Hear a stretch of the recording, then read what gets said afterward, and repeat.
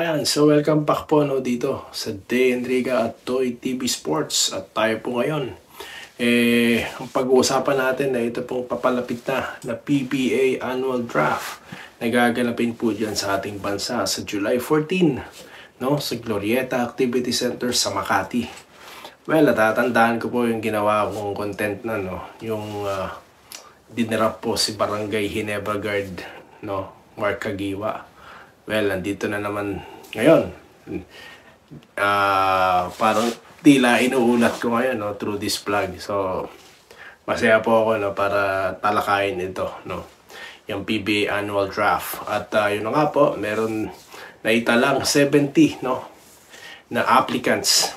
So, yung last year, ng 2023, meron pong 128 na draftees, at pinangunahan niya ni first round pick Stephen Holt ng Terrafina, at maganda naman po naging kampanya nila, at nakita naman po natin yung nilaro ni Stephen Holt sa kupunan ng Terrafina. Napakaganda po ng ng pagkakataon nilang magpalakas ng kupunan dahil sila po ay bubunot sa ikatlong pwesto po. So pag-usapan po natin, number 1 pong bubunod dyan, of course, yung Converge. After nila, yan po yung pinakauna nilang first round pick. Simulan nang na-acquire po nila yung Alaska Aces. So, tanong, sino kaya? Sino kaya ang magiging first round pick? Kaya po guys, comment kayo dyan, sino ang sa tingin nyo magiging first round pick? Ako, alam ko. Para sa akin, kasi nga po, thumbnail po natin si Justin Baltasar. Tingin ko siya po, yung pwedeng maging first round pick. Siya yung manok ko dyan. Bakit? Well, Gilas player po ito. And at the same time, may height po ito. 6'9" at may tira po sa labas. So, nag-ooperate itong player na ito, loob at labas. So, kung gusto mo na solid player, overall, wala ka nang hahanapin pa. Diba? At, although, sigurado na po siya dahil nga, diba? Yun na nga lang, hanggat hindi pa yata tapos yung kanyang commitments dyan sa MPBL, di pa siya clear. Pero ang sigurado, siya po'y kasama na dyan sa annual draft, So, it's a mix, of a few foreign players, of course, na naglalaro kung saan-saan, at yung ating mga amateur champions, na mga players din. And at the same time, yung mga naglalaro overseas nating mga players, mga sinasabi nilang high prospects, yan po si RJ Abarientos, Cedric Bearfield, Kellan Johnson, at yun na nga po, yung nabanggit po natin na si Justin Baltasar, po. Kaya nga marami nang excited dahil nga finally, di ba? Makakalaro na si Balti, and who knows, makasama na rin po siya sa wakas dyan po sa ating official Gilas lineup. Kasama naman po talaga siya dyan, pero yung gusto po natin siyang mapasama dyan po sa sa mga upcoming na tournament katulad po ng padating na Asian Games Asian Games tuloy.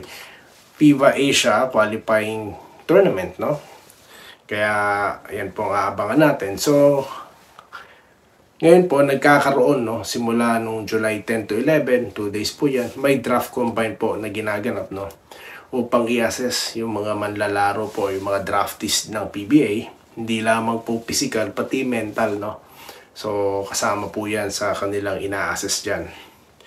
Through 5-on-5 games, may mga may mga, alam niyo naman, pagka-combine, yung physical measurement, yung mga athletic skills, yan po, yung ginagawa sa 2 days, combine, na ginagawa po dyan.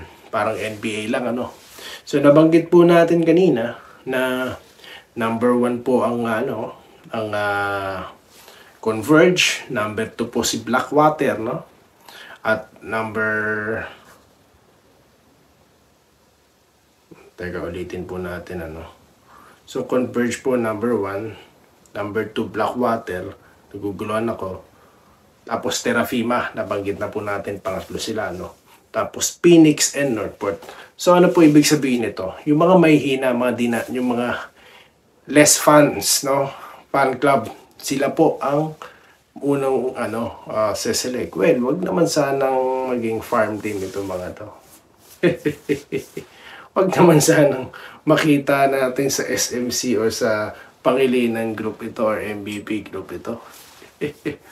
Diba nga, dahil nga usap-usapan na nun, baka si Holt, kunyari, dyan lang sa Terrafima, yung pala, sa ano pala landing yan.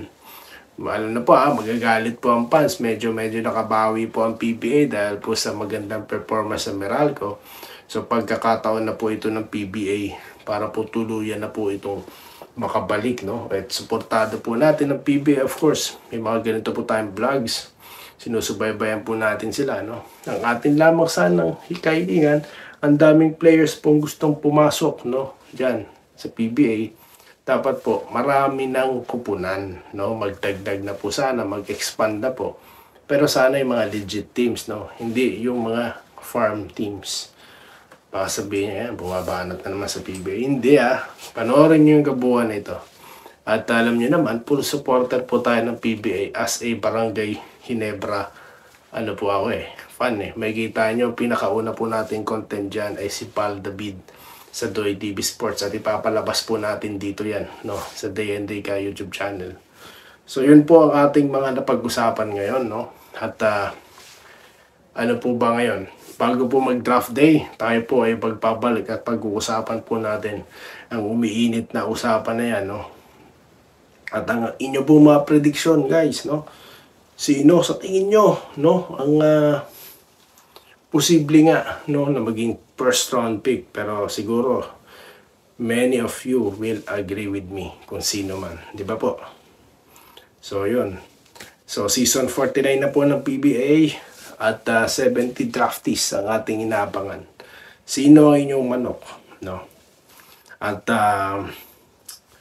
pagkakataon na ng mga kupunang magpalakas, no?